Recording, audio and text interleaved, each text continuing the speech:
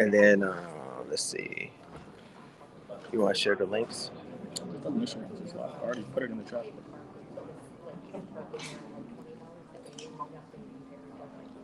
Oh, It just goes live. So if you just okay. go to X, you'll just see. Should we see it? That. Okay. Let's see. Send that link to. Well, actually, I already sent the link to the HQ. yeah, I was about to say I can go in here because Kimmy wanted to see it too.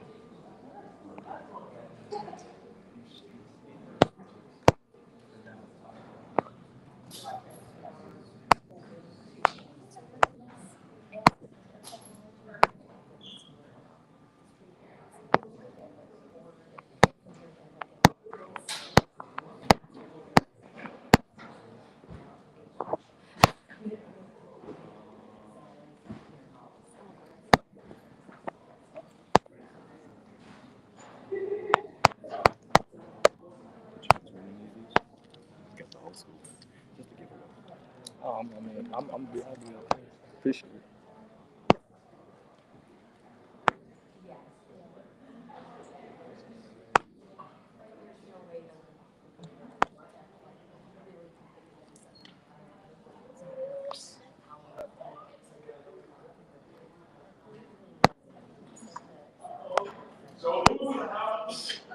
Here we go.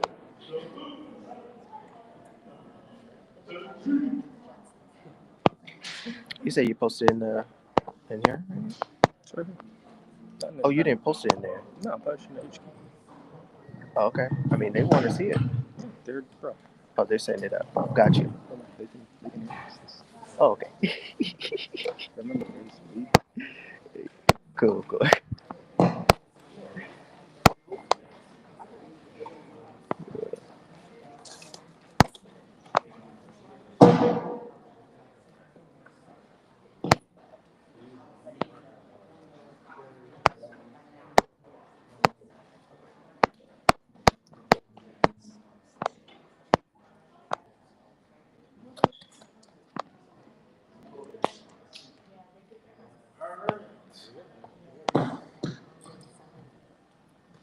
Good morning, man. How's everybody feeling today? Good?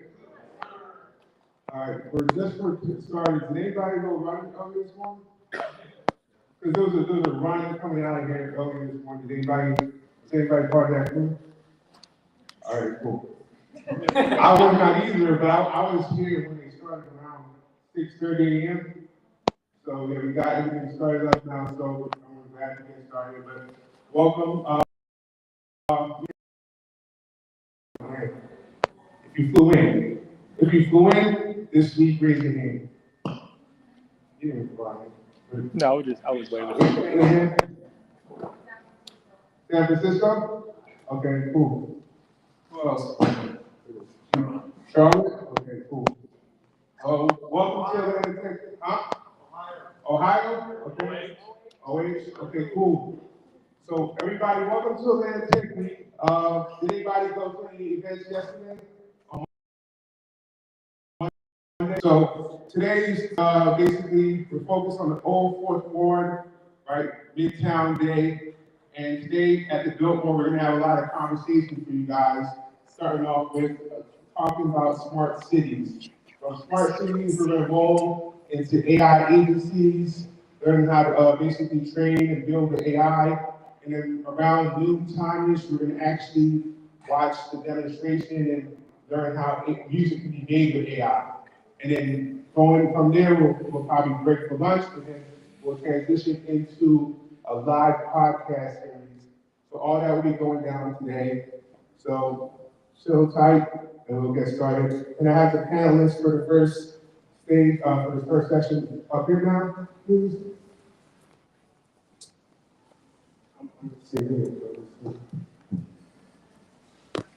If you guys can share your mic, okay? Got it. Ready? Okay, cool.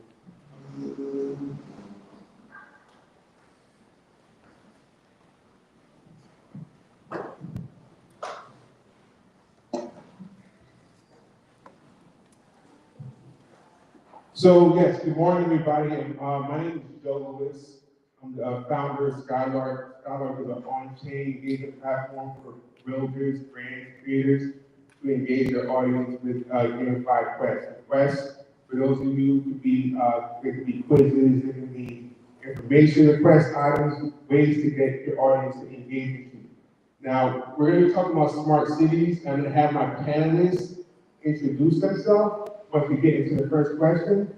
But before we do that, I want to highlight just so everybody has some context, right, on smart cities. There was a recent article that was published by and a study done by Protecto OS that highlighted Atlanta as the smartest city in the United States, right? That means that it's prime for smart city development, right? So there's some stats here, and while we're actually having the panel, I want you guys to go ahead and scan the QR code, and via the Skylark app, my app, you can go ahead and sign up and submit your questions, fill out the survey. We'll utilize that answer while we're up here. So we're going to go ahead and get started.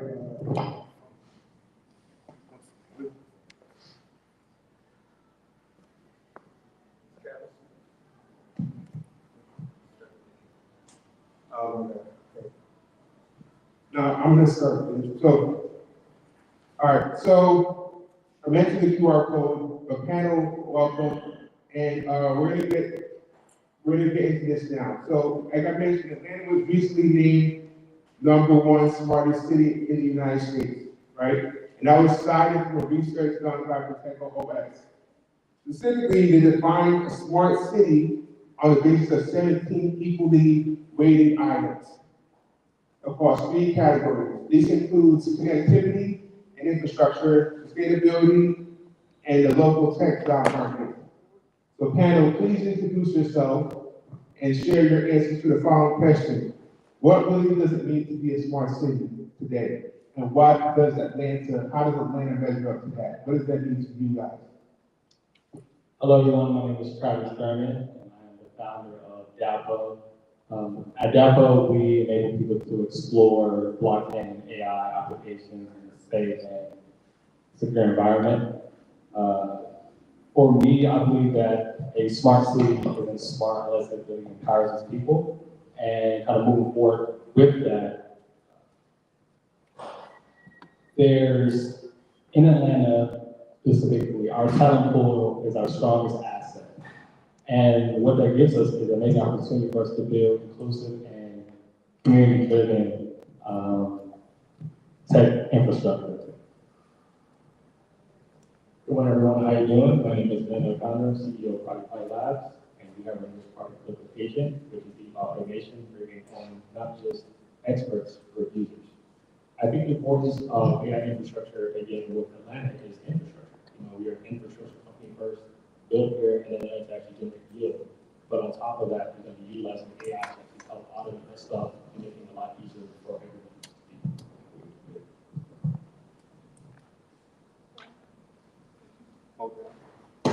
Hi, my name is Marshall. I'm community coordinator of Stand Crypto. Stand Crypto is a nonprofit organization, and we're working to mobilize the 52 million crypto owners in America.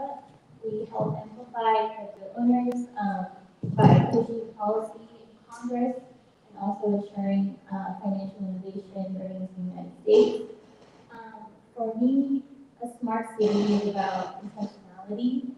So being intentional about solving real problems and closing real gaps within the community, and also using innovation in tech to not just focus in government buildings or big corporations, but this tech should be immersed throughout neighborhoods. I think what makes Atlanta so special in this area is our culture. We are deep in activism and entrepreneurship. We're one of the most diverse cities in the country, and our focus when building a smart city in Atlanta should be how to be fair, how to communicate, how to connect people, and I think that's why Atlanta is going to be one of the greatest smart cities in the country.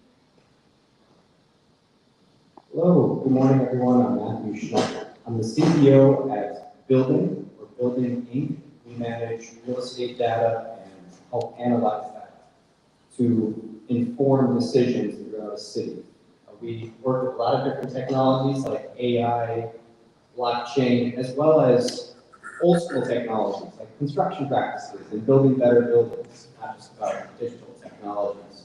So when I think about smart cities, I think about that crossroads of perspectives, which is what are some of the digital technologies that exist, platforms and dashboards, mobile phones, but then also infrastructure.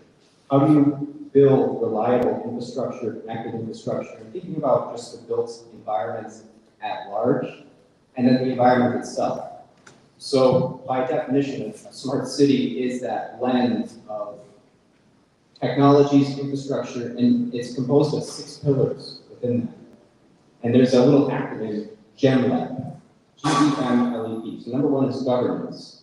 Do you have transparent decision making?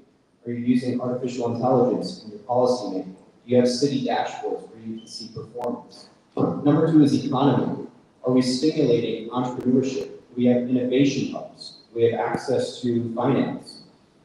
Third is mobility, one of my favorites. Public transportation, traffic optimization. I drove from Athens. It was almost 3 hours because of traffic. And thinking about how do we navigate that? Is another lane on freeways really the best solution? Electric and autonomous vehicles, micromobility, that's bikes and scooters, and then walkability. Living, affordable housing, education, social services, safety, environment, clean air and water, green building sustainability, green tech, green spaces, and then finally people. We want to promote education, social connection, and just lifelong learning of the population. All those combined is what creates that smart city magic. Synergy. Perfect, thank you, Nancy. Thank you guys for that first answer. And both you, Matt, and Tamara mentioned one key point that I want to elaborate on, right? So Atlanta was also recently rated #1 in education. So not only is it the smartest for infrastructure, but it's also the smartest on an academia level as well. And both of you mentioned inclusion, especially inclusion of people. Would you like to elaborate on how can we further what we are already as the smartest city and on the individual human level, right? And really take action to make that more inclusive. Either you can start and come back this way. Sure. Well, this is a very common balance between equity and efficiency. You have to have accessibility to the vision that you're trying to create within a city. If you want those high-paying jobs or high-tech technology, what are you actually doing to empower the populace? And a lot of that comes down to education and community resources. If you fail to provide that, the lowest common denominator, you never achieve anything higher. And this can take all sorts of forms. It could be on the basis of how much of the population have degrees, how many people are graduating high school, and both of those were used in that statistic about making or gauging Atlanta as a smart city. But it's also what exists outside of that. What certifications are there? What programs? What communities where people can come and learn about what a smart city is? Just like this. And if you provide all those elements, you're educating and empowering the population to build the cities that they want to see. I think for inclusion, when we create this innovation in smart cities, people need to be part of the process and not separate or after. I think a lot of people think of tech kind of being this separate from us and just take their data and just separate. So I think when we do implement innovation in tech, I think that's what's so great about blockchain and crypto. It's so transparent, decentralized. So if we use, the same tech coming out to make it like this, where people can see how we're using this new tech and how it really affects them, I think it would be a good way to really use it. Yeah, absolutely. Totally agree. Being an infrastructure company, blockchain is all about the centralization, actually having ownership of what you own. But with AI, it's actually going to transforming that to expedite the process. You know, us being super big and heavy into the crypto and blockchain, cool cryptography, helps with the systemization, but I believe with mainstream adoption of AI is not right. That is something we've been seeing with not just Web3 companies, but Web2 as well. As a citizen of Atlanta, I believe that it starts with simplicity and trust. For me, it's about making sure that smart city policy and the infrastructure that is human and disability protective.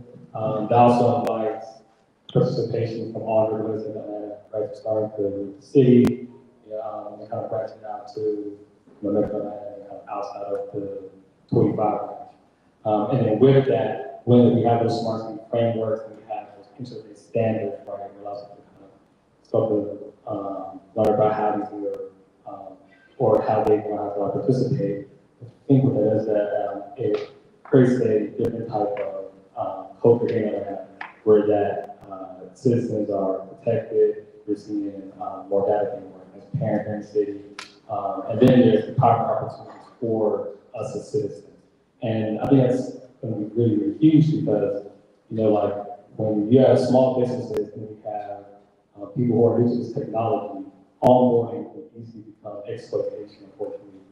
We have large corporations and large institutions that are solely kind of doing our board. Thank you, guys. I actually want to direct this, I want to stay on the topic of people and humans. I want to direct this out to the audience real quick. Just raise your hand if you run your own business. Okay, so a good number of people. So back to my panel here, looking at the people that raised their hands, right? And we're talking about how, like, what can happen when you develop, what can these guys, these folks here, do specifically to kind of lend a hand in the transformation for the smart city? Starting with Pat on your side and we'll back down. Yeah, so as an organization, I make sure that as a CEO that Down Hub has one of the values is ownership. And that is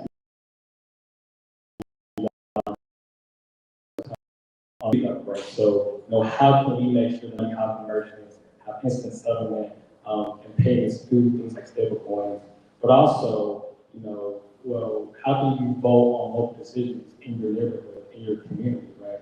And then with that changes people's perspective on crypto and blockchain from just being financial and that becomes civic in their daily lives. Absolutely. Yeah, I totally agree with our company, Product Labs, Christian and Apple, infrastructure. And one thing to realize was onboarding, right? What are the problems that we have? And that's where actually Liberty came in. Is to onboard founders, institutions, communities to onboard in the blockchain crypto space and they have in their company. It doesn't have to be Web2, it doesn't have to be Web3 again. Like Travis said, we talk about exploitation. Start from the ground up from the bottom, structure the company in a way that it's full ownership for everyone that's actually utilizing the products. So it makes it everything simpler and easy for everyone to use. So with Stand with Crypto, we've established 25 chapters. We have 25 different presidents across the country, and some of them are also small business owners who have their own startups, who have their own thing going on, but they're doing Stand with Crypto work on the side. A lot of them are educating themselves, implementing this new tech, or AI, crypto, whatever new thing is popping up. They're educating themselves, but also integrating it in their own community, and also asking around how to implement it. Entrepreneurs of all sizes are very important in creating the city, the ideal city. Starting with the small businesses, if you want walkable downtowns, the reason for that is so that people can go to small businesses. They have a place to eat, a place to shop, a place to relax. So that's number one. So if you support those small businesses, they make up the culture of the city. There's been instances of smart cities in other parts of the world where they started with a blank slate. They said, let's just build a brand new city. Like if we said, let's build Atlanta 2.0, it would miss out on a lot of the cultural and community elements that are very important, and that's the people who own businesses. It's down to designing clothes or making music. Like that's all entrepreneurship. Then on a larger scale, it's the startups and corporations. And what's important there is the advocacy. I've gone around the world, I've worked with universities, and behind closed doors and workshops, I've spoken at a lot of events, and we talk about how do we actually innovate within our cities. And one thing that's a little ironic, I don't want to throw anyone under the bus, but we're missing a key person here, and that's policy. There is no smart city unless our entrepreneurs or other advocates can work with those design policy and say, well, I have a new technology for self-driving cars, how do we get it on the street safely? I have a new way to design a bike lane that doesn't cut through a merging lane, which we see all the time. How do we implement that? Or I have a new way to create digital twins of buildings so that we can monitor their health and performance. We don't want crumbling infrastructure. How do I implement that? How do we govern the data? How do we start putting that into infrastructure elements like bridges or sewage, right? So you need small and large entrepreneurs and power, people who will take risks and go out there and innovate and create and try to integrate that into the city. I'll stop there. Passion. No, I like that passion, and then you hit on the interesting point. You talk about policy, right? So there's 5 pillars of basically driving innovation, right? Corporate America, academia, entrepreneurs, right? And then the other 2, entrepreneurs are capital, like risk capital, and policy, right? And without the policy, that really controls the regulatory and the regulation of things that can take place, right? Money can flow into a space, money can't fully flow and maximize opportunity if the regulation and the deregulation isn't happening. So we have Stanford Crypto presence here, right? We have a lot of different presence here at the moment and opportunities here to talk about regulation. So you guys keyed in on policy. I want to elaborate on that for a bit. I want to start with you, Matt, and come down and talk about policy some more. Sure, is there anything in particular that we should? Like, elaborate on why you feel further policy is important. You said some key items, but go ahead and elaborate more for the people here. Well, I would say there's 2 reasons why policy is important. Number one, it keeps us competitive. In many ways, the U.S. is lagging in policy when it comes to blockchain industry. If you look at what recently passed in Dubai, which is in the United Arab Emirates, people can now invest directly in real estate, not setting up a bunch of shell entities and corporate structure, and that's how people lose money. You don't know what you're investing into. They said, well, we want people to invest in the skyscrapers in our city, and we'll just let them do it directly, and the local jurisdictional bodies help that, so it's official. You don't have to think like, is this in a gray area? What happens if there are losses? They have all of that figured out for you. In Hong Kong, the Hong Kong Monetary Authority is working overtime to pass their e-Hong Kong dollar. Now, we've seen some advancements when it comes to stablecoins here in the US, but that's because we get out and we advocate. So we need policy to stay competitive to other regions that are going to take our entrepreneurs. Because if you try to build here and you don't get anywhere, you go build elsewhere. And that goes into number 2, which is that if you don't practice policy correctly, you kill industries. If nobody wants to roll out new laws and allow for some of the innovation that is being offered in all the 6 pillars of smart cities, that doesn't happen when we don't advance. So you need politicians to care. And maybe that looks like lobbying. Maybe it just means those in those positions need to figure it out. Sometimes they don't. But if we get loud enough and we demonstrate public value, this is a huge portion of it, not just why it's important to us, but how it can benefit the city. So they say there's economic opportunity by rolling this out. We can keep money within here, we can develop further, there's more efficiency, there's more accuracy. Then those that want to maintain their status will say, yeah, I'm going to roll out policy that supports that, you would support that, and vote for me again. I think with policy, it's important to remember that you also have a voice. It's not just a representative or congressman that you elected and that's it. They're just gonna work for you. You need to be a more active member of your community, especially if you want to see smart cities being integrated. You need to educate yourself on the current bills that are getting passed through Congress. If you don't agree with something, maybe write to your Congress, call them, join committees, the Welcome Center. We have our president here, for State of Crypto, and just being an active member of your community, I think is important, and passing policies that could, change the city and Now, policy. It really affected our company early on. When we created it about 2 years ago, people were asking why. It wasn't just education, but it was also about the policy. And ironically enough, a year and a half, 2 years later, when we actually have laws and regulations and policy, people are starting to recognize, oh, you guys are an infrastructure. Oh, you do AI. Oh, you do this, do that. You go to universities, you teach these young adults the importance of blockchain. And that's just what we've been adding the whole time. So again, I think it's all about, just being consistent with what you're doing. I was not a political person. I don't think I still am, but policy is super important, especially in the space, whether you're going to go to a Web3. It's not just about the education, but making sure how it actually affects their business. If it affected us, and we know what we're trying to do and make a difference for everyone here in Atlanta, to be top 25, which is the mission of the Black. I want to ask a question for the crowd. How many of you guys just started your hand know what stable coins are, or maybe have heard of them? Okay. For people that don't know, a stable coin is basically a digital version of the US dollar that uses some form of blockchain technology. So it doesn't really weigh and fluctuate the price or the valuation. The biggest one right now in the United States is called Circle.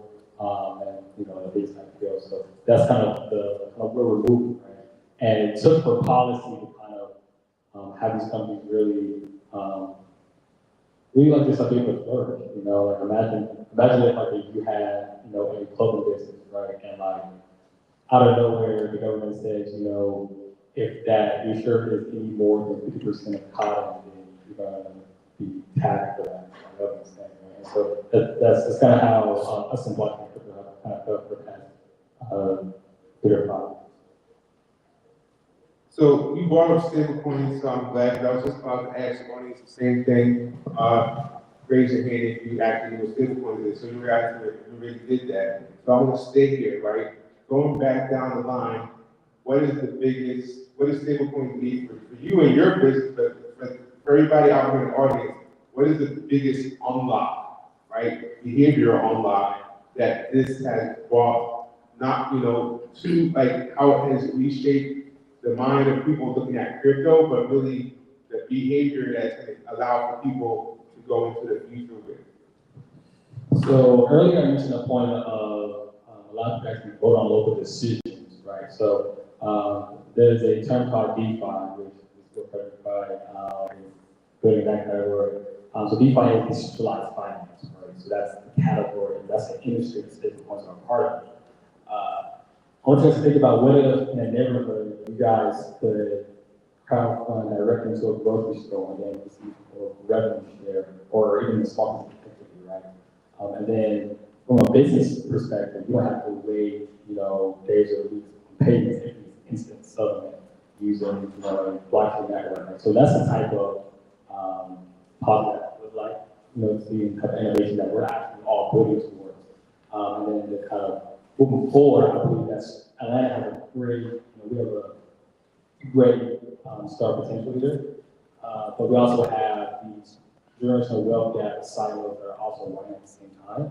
And I believe that the technology that we're doing to solve that equation, or at least it will be balanced because we're creating pathways of capital formation using blockchain technology. And for us, it's not just about the money, it's about the actual autonomy to get things done so good. Yeah, Travis hit it right on the nail. 60 to 70% of all fintech transactions come through Atlanta, right? Not just AI stuff.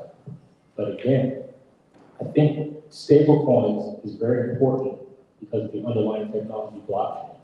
Like Travis mentioned, it's instant transmission of energy and money. And it also can help unbank. You don't need a bank in order to do this. Again, it's decentralized. All you need is a wallet, and then you can send that money, and that person doesn't even know who you need to be. And for businesses, that's great because depending on your overhead, when you are using traditional market, TradFi, and Travis talked about DeFi, or just decentralized finance. What are the charges? What are the fees? What, 2 to 3% every single ACH card? Well, with blockchain technology, it's pennies. And anyone can integrate this now. Because of the laws and regulations, you have companies like Circle, which is USDC, Stripe already implemented that. So if you're utilizing Stripe, Binance, all these other stuff, even banks, JP Morgan, just announced, they've been using crypto for the longest time. Connected to their blockchain. Yeah, okay, so okay, but but regardless, the point is it's transformational because of the decentralization, the lower gas fees, lower fees, and it's very destructive. With Stanley Crypto, we're kind of just educating our community members and advocates about the different use cases of stablecoins. It's not just a thing you can just trade for $1. It's kind of constant. It's pegged to the US dollar. So a lot of our members, advocates use it as a form of investment. I don't have anything to say about stablecoins, but I do have something to say. So I want to take it back to the policy discussion because I realized I didn't present the other side of the argument, which is when regulation is appropriate. How many people are familiar with Palantir? Ooh, good. That's a red flag, right? And whether it's our personal information or if it's information that's being captured within a smart city, this is something that we didn't talk about. Oftentimes, security is associated with smart cities. You have cameras and sensors, but that can quickly turn into a surveillance state. So going back to the acronym G, governance, that's also about how our data is governed. And blockchain and the solutions out there do play an important role in that because we want to ensure that whatever society we're living in and that we're participating in, that our information is also being protected and not used against us. It's extraordinarily important. It's never been more important. As technology evolves, we have to make sure that there are guardrails in place, and maybe that looks like policy, maybe it looks like new innovation that masquerades us or makes us anonymous, so that we are protected, and we have to advocate for that. And one thing that worries me is the disallowance of regulation on artificial intelligence over the next, I think it's 10 years. That is frightening, especially if you look at Google VO3 and you have, people are saying, well, I can still tell that it's AI, but if you look at the rate that it's advanced, give it 6 more months and you won't be able to identify that. You need some sort of policy in place because the next thing that's going to happen is that a news reporter or a politician, you're pretty darn sure it's real, has just declared something astronomical. And then we have a rush to the bunker. It's becoming indistinguishable. So you need policy in place to say, hey, we want innovation. Like, we understand why they're trying to create this innovative environment. But let's also make sure that the brake pedal is still installed. We just ripped it out, and that was not the right approach. So I love all these answers, and particularly you brought back up policy, right? And just to recap some of the points that were just highlighted, stable coins, right? Well, Georgia being the transaction corridor of the United States, Atlanta specifically being the transaction corridor of the United States, 60 to 80% of the transactions come through Atlanta, right?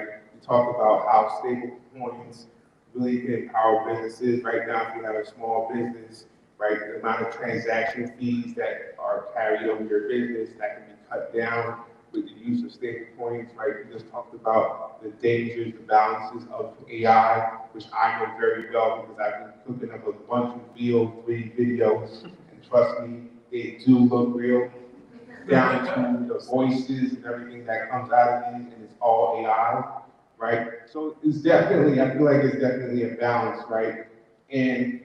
But what I do like about the tools like VO and some of those other tools, that it does empower people that aren't coders.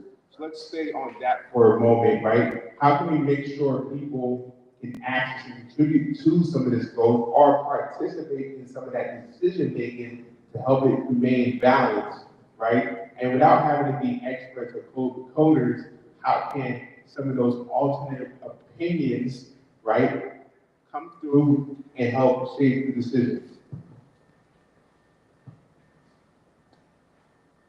So I think it's true, going back to technology, whether it's an instance of artificial intelligence, which is certainly democratizing things. The fact that I can go to ChatGPT and now pretend I'm an attorney, or go to VO and hook up a production quality video, that's great. Then there's also the technology of thinking about public transportation too. You'll see the overlap in a second. If we want everyone to be participating in an economy, we have to make it viable for them to get to work. And as soon as you don't have sidewalks or buses that are functioning, people can't participate in that way. So no matter what, using technology to democratize access to stuff is probably its greatest potential. I mean, that's what innovation is, right? It's progress. So that, and just applying that logic to any of the pillars or the individual technologies. I try not to teach or think of technology as the feature of a smart city, just an enabler. So if you look at this with that lens, no matter what we're talking about, if you just think about technology as innovation, as democratization and access to whatever we want people to have access to, that's the perspective that I would take so that I don't have to speak to one instance of technology. So the question was, just with everything that you're mentioning about technology throughout this entire panel, right? And Matt's recent point around things going sideways, how are we welcoming the alternate approaches, opinions to ensure that things are balanced? I think just like making sure everyone, like people are part of the process when we integrate the tech, like putting proposals out, making sure everyone's opinions and voices are being heard throughout the process, not just at the end. Yeah, I totally agree. You know, one of the biggest LLMs logged into one of the companies is OpenAI, and the name was like, it's not open, it's closed source. So, you know, the beautiful thing with blockchain technology is it's open source. The second you deploy that smart contract, it's live and everyone can see it. So I definitely agree with everyone in the panel. I think it's threefold. You know, the education, the opinion, but also building in real time, having people being able to be a part of it, right? Voting against what's happening and actually seeing what things are being built. For example, the products that we built at our company, we build in real time. You know, most builders and founders want to have something perfect, right? Or they're always thinking of the idea that nothing ever happens. I think building in real time actually shows not only that you're making progress, but your community or your users are actually part of that. And they feel like, oh my God, like I'm part of something because my comments actually do matter. You know, whenever you guys like maybe on YouTube or commenting, like, oh my God, you know, like my post, you see something from founders itself. Big or small, it doesn't matter. If you have a voice, and it actually does matter, and you can see it being implemented, I think that's one way to actually let's get back to the issue. I love this question, man. So I believe that in terms of how to rebuild DAPO, I think it's we have a click not code type of interface, right, where allows people to kind of just go and vote on things and kind of just explore what's out there. And I think it's what a smart city needs to kind of do to like follow suit. Even though it would be considered a smart city, people need to understand what the technology infrastructure. They need to understand how to benefit them, the community, And then how is the data or the value being correlated in a transparent and fair way? I'm a big believer that in a smart city, if I walk into, let's say like that, I go to the same restaurant every day for the past year, it's not always a monetary benefit that comes back to me. Maybe there's a decision that I can vote on because I'm a constant customer. And then just to add to that, I believe again, I think positive is a big part of it, make sure that people are constantly involved and constantly empowered as well. Thank you. So we're going to go into our last question, but before we do that, I want to also highlight that once we finish this last question, I do want to transition to questions. So if you guys have any questions, hold them ready. But all this topic, conversation about AI, I want to highlight one thing too. And you guys should check out this movie. It's on HBO Max. It's called Mountainhead, and it's about four AI CEOs that basically they went to a retreat one weekend. All four of them went to the retreat one weekend all together, right? And they're hanging out at the house, and basically the world's crashing around them, and they're looking at it and making decisions in real time as to how their companies could solve or impact what's happening, right? And what comes up is, what you learn is that there's this terminology called accelerate and decelerate. And those are the two thought leadership points around AI, right? So are you an accelerate or a decelerate? And that kind of leads into some of the points that we're making. How do they talk to one another? Because the accelerates, they want to push as fast as forward as they can. How do you make AI go into the entire system, right? But it's a balance. So there's the decelerate and the accelerate path, and that movie shows really the grindiness of what can happen when the CEOs clash from different perspectives, right? So just check it out if you guys get a chance. It's called Mountainhead on HBO Max. So we're gonna go into the last question. Let's fast forward to 2030, right? We named some technologies, but looking at Atlanta, what key technologies do you think would further empower us amongst into the next 3 to 5 years? What specific innovations or choices do you think need to happen to get us there over the next 3 to 5 years?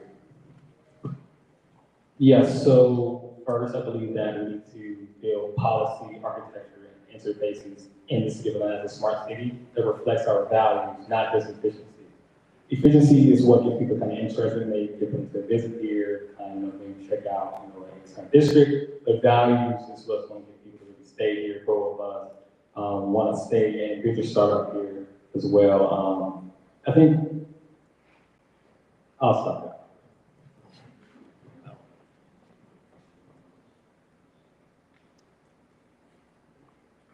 Companies and individuals shouldn't focus on their weaknesses but their strengths.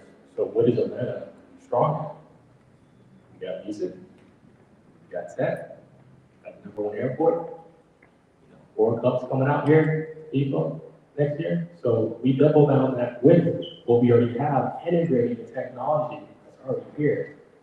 My co-founder and I, when we were building, we were thinking about 2030, what would it look like? It looks like autonomy and automation and efficiency. Why are people coming here? Why are people leaving California to come here? Why are people leaving Texas to come here? There's a reason. The reason is those 3 things we already have. Most people want entertainment. We have that. We have sports. We have home. But I think it's just integrating the technologies to expedite the process to make it even more efficient to the things that we already have. I think tech in Atlanta is growing no matter what, super fast. In 5 years, I could see it grow even more. I would want the focus to be on public safety or integrating some type of innovation that focuses on that. Especially as the city grows, I think that could also welcome more people and not just making Atlanta one of the most smartest cities, but also one of the safest cities in the country.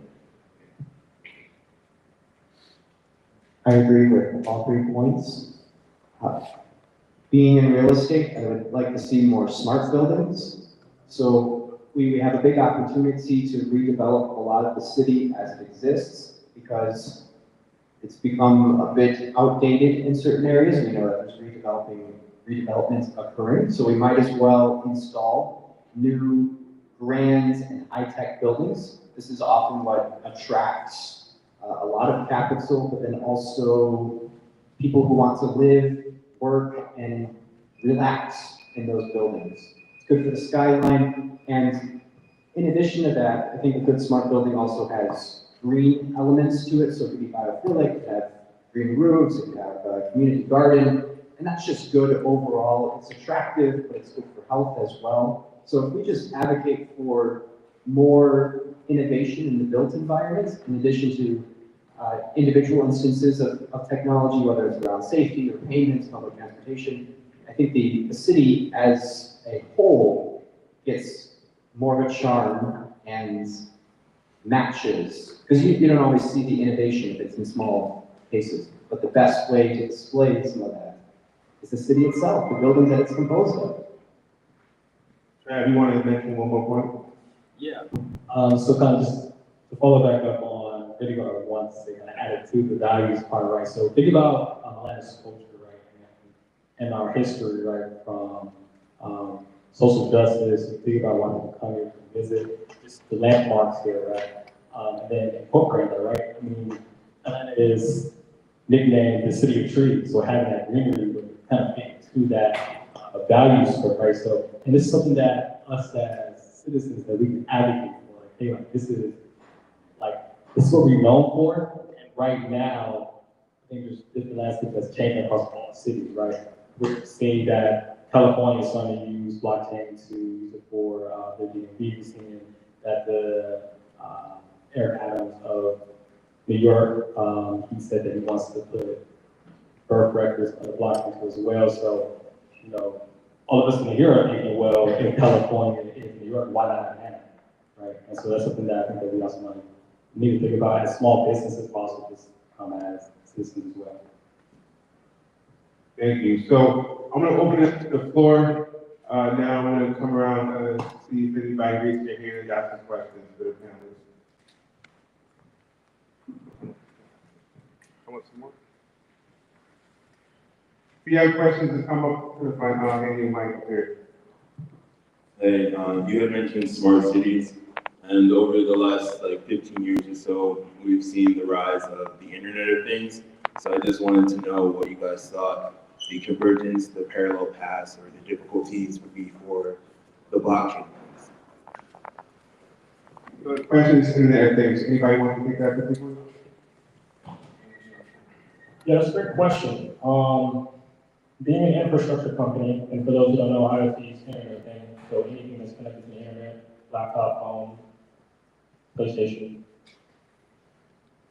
VPN, decentralized critical infrastructure, if it's already attached to the internet, it's a simple integration of integrating AR blockchain into it. So to answer the question directly, if we were ranked #1 AI smart city, I mean, it's just a click of a button. I think it's like, actually implementing the software in there to actually just overnight, just expedite things and make it go where it needs to be with these IoT devices, whether it is satellites, modems, your computer, your laptop, and then actually integrating technology with DeFi, decentralized finance, your idle infrastructure that's just sitting there doing nothing, you can actually start gaining yield or passive income by doing that. There's a lot of different avenues with not just DeFi, also supply chain, etc., and also, most important, security and knowing where your data is and actually having actual ownership of it.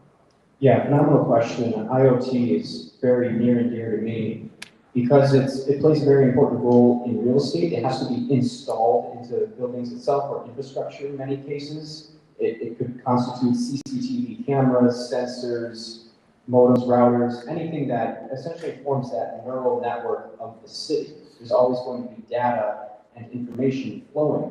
And if we want real-time analytics about what is the air quality, what's the weather, what's the energy efficiency of this building, how well are our solar panels performing, that all comes down to IoT. That's what that offers for us. And now if you combine IoT with blockchain, that is that decentralized physical infrastructure networks, which is such a mouthful. They should come up with something else.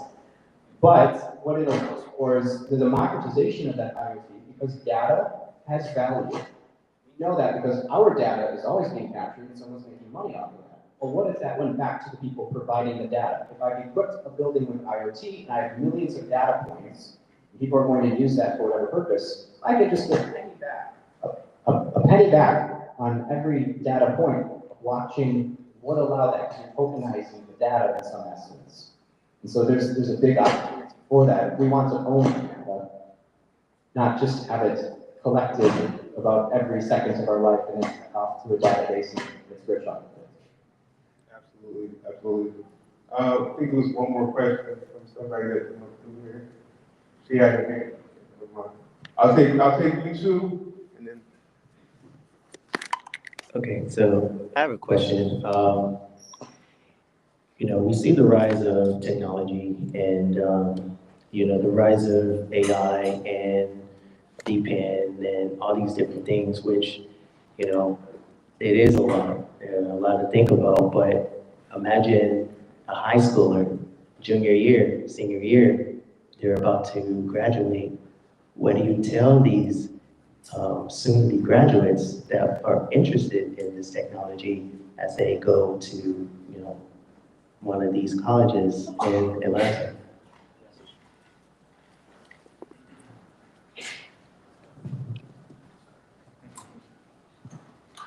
I love this question.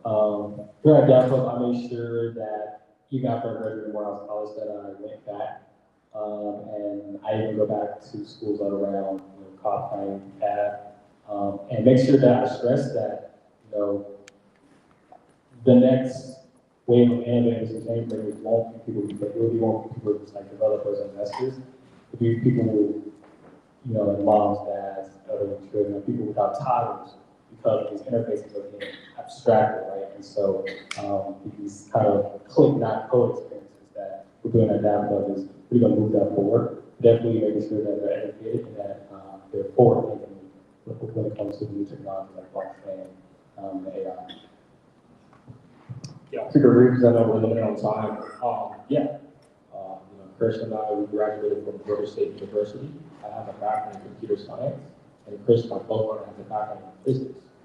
We were alumni there, but we actually teach at the same university that we graduated at, and we also have an infrastructure. So I think to answer the question directly is, I'm going to use strategies word, what are we doing as citizens? If we already are utilizing technology, how are we going to educate the upcoming future? And I think it's just doing our part, right?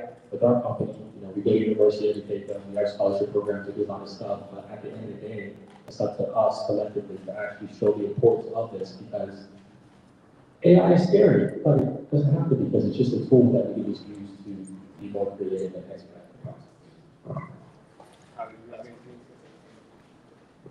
All right, so we're gonna end with this one here. Thank you all first for the panel. This was outstanding. And let me start with the fact that I'm a huge fan of the city of Atlanta and believe that it's one of the best in the world. But constructive criticism, we're talking about AI and smart cities. And the biggest challenge I really had was just getting from Gwinnett County into Atlanta without spending 2 hours in the car. So I'm wondering how do we stay on the top 10 smart cities with just north, south, east, and west on Martin? What does a smart city look like that has limited infrastructure? That's a great question. There's a lot of different ways. Tesla, I know they have the database infrastructure, I believe, in Tennessee, not too far away. One is the autonomous vehicles. As scary as that sounds, they're going to be level 5 so driving to where it could be one individual driving who's causing that traffic jam. But if it's all automated via these autonomous nodes with the networks, that's to do what they need to do. Anybody else have an answer to that question? I have an answer in office, so go ahead. This mic doesn't tend to work too often. So, I've had the luxury of traveling around the world and seeing a lot of different cities. And it's certainly tricky when you have developed the city already and it's developed with poor urban planning. Everything starts in the design process. That's true for real estate in particular. If you want a good building 10 years from now, it comes down to the blueprints. How are we going to put everything together? And in American cities, we didn't have efficiency or equitable access in mind when we started building highway networks and then built cities around that. You really have to match the urban density and the transportation available and plan this very thoroughly many years in advance. And that's going back to the clean slate example. It's really easy to build smart cities from scratch. How do you retrofit smart elements into a city like that, like Atlanta? And part of it is redevelopment. You have to tear down the old and implement the new. And there's a lot of conversation around that. Historical sites and cultural elements. Finding that and just having open discourse, people say, okay, well, we really do want a new transit line coming through here. So as long as it incorporates these elements and benefits the community, then we're okay with it, if this building is removed. Alternatively, and it's such a difficult question because if you wanted to build a new line of transport, and let's say it were taking the place of the freeway system that exists, the highway, we just have to start taking away lanes, and that would make the congestion even worse. So I can't say immediately that I have an answer.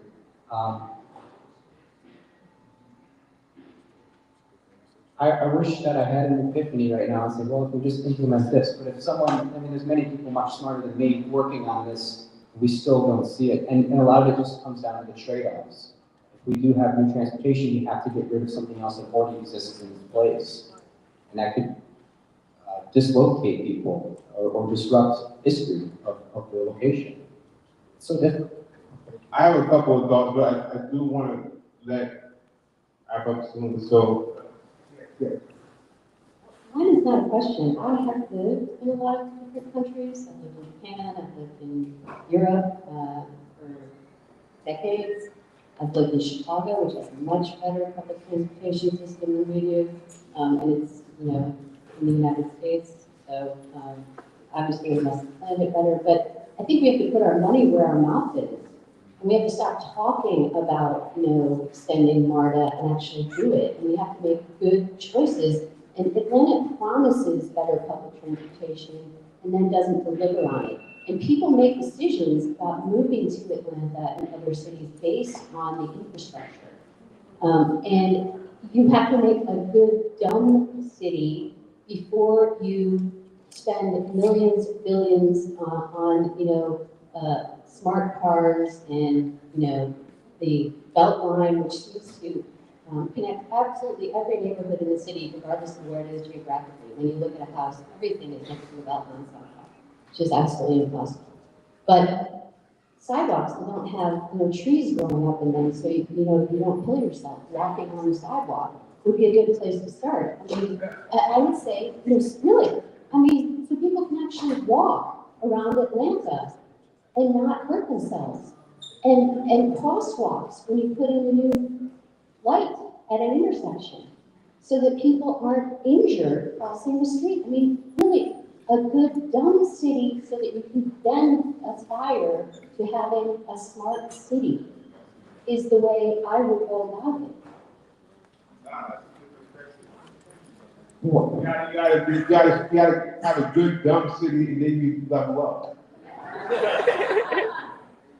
Piggyback on what some of the panelists said, I think it's going to start with policy.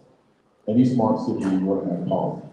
15 years ago, when I was executive director of the Fulton County City of Atlanta Land Bank Authority, the ARC, the Atlanta Regional Commission, offered several very innovative things, but it came down to policy. And the people that stood in front of that policy, for example, at one point they talked about maglev train between here and Chattanooga, or maglev train between here and say Macon, whatever. And those things got caught up in what? Policy. So I think to answer this same question, it comes back to policy, and that policy will have a 3, 5, 10-year effect on any development in the city. To your point about taking away things, no, you can actually work with certain lanes that, again, you already have eminent domain current lanes and expansion of 385, 75, 85. I mean, what if you put a maglev train over top of that? Again, we're talking about being smart. Let's make smart innovation, smart innovative decisions, but it's going to start again with policy. Right, I'd say it's a top-down approach. In societies that have most successfully implemented smart city,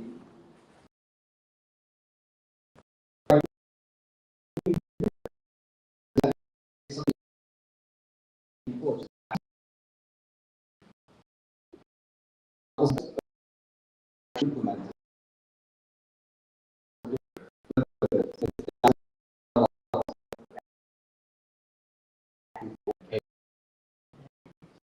Again, I want to make a quick summary, right? We talked about policy a lot, we talked about stablecoin, we talked about blockchain, we talked about AI, right? And just to kind of wrap things up and share my thoughts on this last question that came up, I want to take a key out of the blockchain infrastructure piece, right? And look at how decentralization can create less dependency on a central node. So if we can maximize things that are outside of the city, but still make them efficient enough to go in and out, then I think that's how we can also add to some of the solutioning around having this, around that last question that came up around the traffic jam, at your issue getting up 285 to 75. But outside of that, again, I want to thank everybody for coming out this morning. Right, we're gonna hang tight. We're gonna transition into some more conversations. But I appreciate you guys staying around and enjoying our conversation on smart cities. Thank you, my friends.